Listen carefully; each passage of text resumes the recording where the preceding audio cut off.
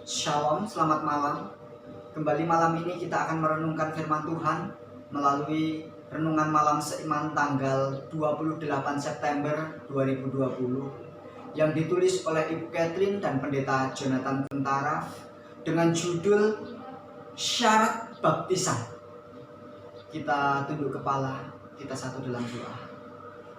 Bapa yang penuh kasih, terima kasih untuk sukacita dan damai yang telah Kau nyatakan bagi kami, sehingga pada kesempatan ini Engkau telah berikan waktu untuk kami boleh merenungkan sebagian dari firman-Mu. Kiranya tuntunan Roh Kudus-Mu menjadi bagian kami Bapa, sehingga kami pun boleh mengerti dan memahaminya. Dalam nama Tuhan Yesus kami berdoa. Amin. Kebenaran firman Tuhan pada malam hari ini terdapat di dalam buku Markus 16 ayatnya yang ke-16.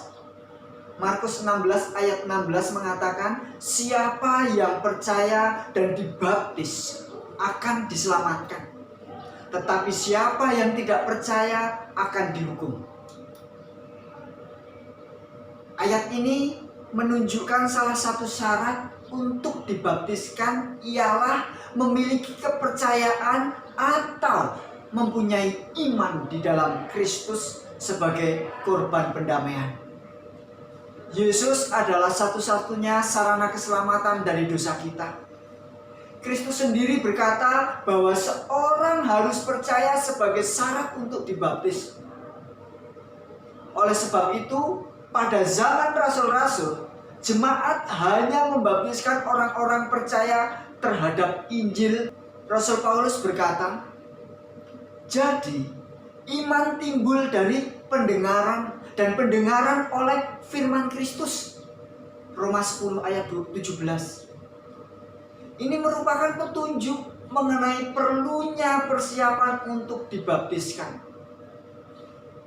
Perintah agung yang diberikan Kristus ini mengukuhkan pentingnya petunjuk itu, sebagaimana tertulis dalam Matius 28 ayatnya yang ke-19 dan 20 yang mengatakan, karena itu pergilah, jadikanlah semua bangsa muridku dan baptislah mereka dalam nama Bapa dan Anak dan Roh Kudus, dan ajarlah mereka melakukan segala sesuatu yang telah kuperintahkan kepadamu, dan ketahuilah aku menyertai kamu senantiasa sampai kepada akhir zaman. Untuk menjadi murid Kristus, perintah tersebut haruslah dihayati dengan benar. Salah satu persyaratan yang lain agar dapat dibaptiskan adalah adanya satu pertobatan. Dengan lantang Petrus berkata dalam Kisah 2 ayatnya yang ke-38, bertobatlah dan hendaklah kamu masing-masing memberi dirimu dibaptis. Pengajaran yang terhadap firman Tuhan tidak hanya menghasilkan iman, tetapi juga pertobatan dan adanya perubahan kehidupan.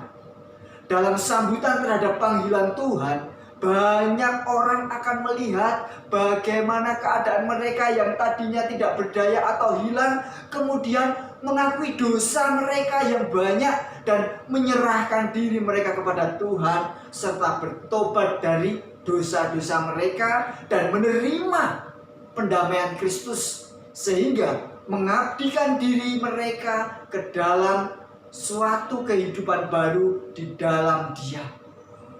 Tanpa adanya perubahan, mereka tidak dapat masuk ke dalam baptisan, yakni suatu perhubungan pribadi dengan Yesus Kristus.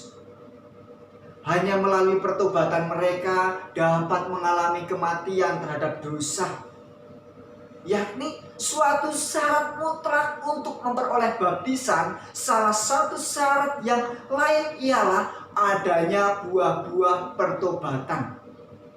Barang siapa yang ingin dibaptiskan haruslah mengakui bahwa mereka memiliki iman dan mengalami pertobatan. Kecuali mereka menghasilkan buah sesuai dengan pertobatan di mana di dalam Matius 3 ayat 8, maka mereka masih belum memenuhi syarat sesuai dengan tuntunan Alkitab untuk dibaptiskan. Hidup mereka haruslah menunjukkan suatu ketaatan terhadap kebenaran, sebagaimana yang terdapat dalam Yesus, serta menyatakan kasih mereka kepada Allah melalui penurutan kepada baptisan. Jika mereka menyiapkan diri untuk memperoleh baptisan, mereka harus menyerahkan semua perbuatan dan keyakinan mereka yang salah. Buah-buah roh harus tampak dalam kehidupan mereka. Kiranya kita semua telah dibaptiskan mempunyai kehidupan yang memuliakan nama Tuhan. Kita ucap syukur, kita satu dalam doa kembali. Terima kasih Tuhan untuk firman yang telah Engkau sampaikan bagi kami, di mana Engkau mengingatkan tentang syarat-syarat baptisan, sehingga kami pun yang sudah dibaptis kiranya boleh menghasilkan buah-buah sesuai seluruh kehendak-Mu. Jadilah kehendak-Mu dalam kehidupan kami Bapa. Dalam nama Tuhan Yesus kami berdoa. Amin. Tuhan memberkati.